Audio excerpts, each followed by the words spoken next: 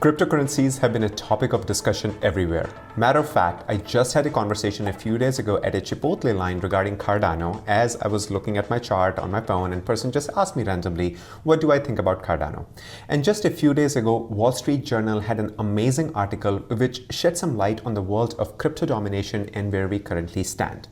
So in this video, let's talk about Cardano versus Ethereum and where I see the crypto market in the coming years and what I'm doing to take advantage, and we are starting right now. So if you are interested in cryptos or a current investor, you are really going to love this video as it was an eye-opener for me as well when I was doing the research.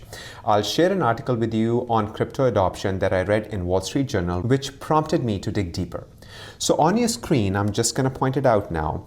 There is a map that says crypto adoption or basically shows us the crypto adoption. This is not crypto trading, but this is a metric that is measured very uniquely by combining three factors. As you can see in the middle right here, these are all the countries and this is the crypto adoption rate. 1 is the highest and 0.2 or I would say 0 is the lowest. So the first metric they use over here is called on-chain value received. And the goal of this metric is pretty straightforward, is to rank each country by total cryptocurrency activity, but weight the ranking to favor the countries where the amount is more significant based on the wealth of average person. So if the average person's wealth is over here and if the cryptocurrency activity is over here, that means that country is rated higher. And if the opposite is true, where the wealth is here but the cryptocurrency activity is here, the average scale is lower. So that's the first metric they choose. So now the second metric they use is called on-chain retail value. And for this metric, the goal is to measure the activity of non-professionals, not like stockbrokers or analysts or anything like that, but non-professionals, individuals of cryptocurrency users based on how much cryptocurrency they are transacting compared to the wealth of the average person. So basically what they are doing is they are looking at, okay, if the population is over here and majority of the population are non-professional people, then how many of those people are using cryptocurrency? That's number 2 metric. Number 3 metric is peer-to-peer exchange trade volume. And so for this metric, they are basically using to rank countries by their P2P trade volume and weight to favor the countries with lower per capita and fewer internet users. So think of it this way, right? If the country doesn't have faster internet, if the country doesn't have much of the computers or the mobile phones, or the tech is not really strong in that country, yet people are using cryptocurrencies. Because remember this, we are able to buy, sell so easily because of all the different things we have available to our fingertips. If we don't have any of this, think about it. If you don't have internet, if you don't have phone, would you still be able to buy cryptocurrencies? And you have to maybe go to an internet cafe, you maybe have to go to a cousin's house and then basically buy and sell the cryptocurrencies. The volume will be really drastically low in my opinion. So these are the 3 main metrics they use. And the rank is given on a scale of 0 to 1. So you can see that Vietnam is number 1 in terms of highest adoption rate right here. Then comes India, Pakistan, Ukraine, Kenya, all these, Nigeria right here. US is all the way here. The rate of US is 0.2, which is right this circle in the middle over here. So now you can imagine that on the other hand, where the countries like USA have a rank of 0.2, while the other countries like Vietnam, India, Pakistan, all the way, they are ranked higher than US. That is a great news for me. And I'll go over towards the end of the video why I think this is a really bullish sign for the whole crypto world. So now let's look at some other stats. Here's a list of top 10 countries right here for cryptocurrency use in 2020, right here. This is not 2021, this is 2020. And you can see that we are on number 8 right here. Number 1 was Nigeria, then Vietnam, then Philippines, Turkey, Peru, and we are coming on number 8. And you can see that, most recently Vietnam and India are topping the list right here, where people are adopting cryptocurrencies more advanced or more aggressively as compared to other countries. So this is really exciting news again for me, and I'm going to share towards the end of the video why I feel this way. Now let me share some very interesting fact with you guys. Take a look at this chart. So this is major crypto assets by percentage in total market capitalization, as you can see over here.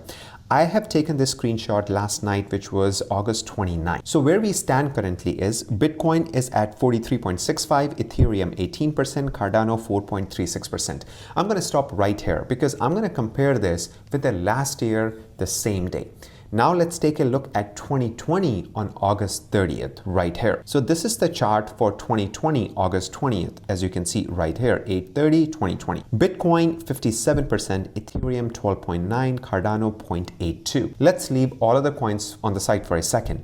Let's compare these two. Bitcoin, Ethereum and Cardano, look and measure there. I'm going to highlight it over here. Bitcoin, Ethereum and Cardano, 57, 12 and 0.82. Now let's look at where do they stand right now. Bitcoin, Ethereum and Cardano. As you can see right from the chart, that Ethereum and Cardano has gained insane market share. This is really bullish for these two cryptos and amazing news for everyone who has invested in these coins. Bitcoin has reduced the value or total holders. It's 43.65 today or last night. And right now or last year, it was 57.88%. Ethereum last year, 12.90%. Right now, 18%. Cardano last year was 0.82%. And Cardano over here is 4.36%. Now, this is crazy because I feel looking at this chart, you can tell that people are piling more money on Cardano, Ethereum. Dogecoin has also actually increased. If you look at Dogecoin, it was 0.11% and Dogecoin is at 1.75%. But Dogecoin, I feel until something solid comes out, I feel more of a meme stock where Elon tweets and everybody buys. And of course, we have all gone through that. But look at XRP, 2.52% this year, total number of people holding it. And last year, same time, 3.41% were holding it. So XRP has reduced their market share as compared to Cardano and Ethereum. That tells me that people are putting their money more on Cardano and Ethereum. A very great news for everyone who is interested in investing these two cryptocurrencies. Now, I have shared in my previous videos that I truly believe Ethereum will overtake Bitcoin, not in value, but total transactions, total market cap. Slowly, I think the ratio is decreasing where Ethereum is going really strong. And Cardano doesn't have smart contracts up until now, as I mentioned in my previous video. After Cardano gets smart contracts, we can see a huge uptick in Cardano adoption and also people piling up the money. This is really great news. Now, let me share some massive news with you, and I'm sure some of you are aware of it, but here's the news. El Salvador gears up risky foray into Bitcoin. So El Salvador is only a few days away from implementing Bitcoin as their national currency.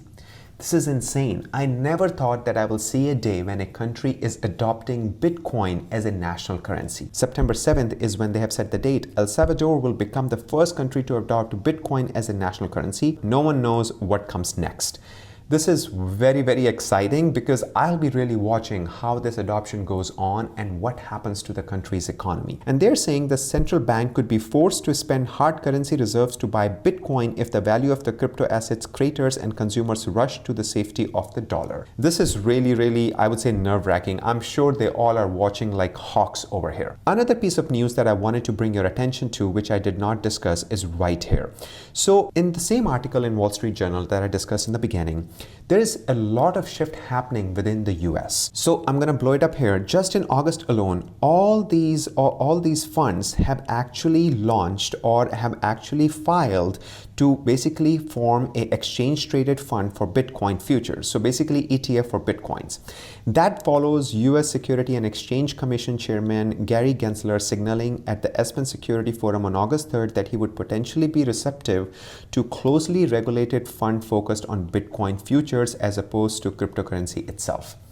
So this is really good news for Bitcoin and overall cryptocurrency, because some people will say, hey, SEC is going to regulate, it's not going to be the same.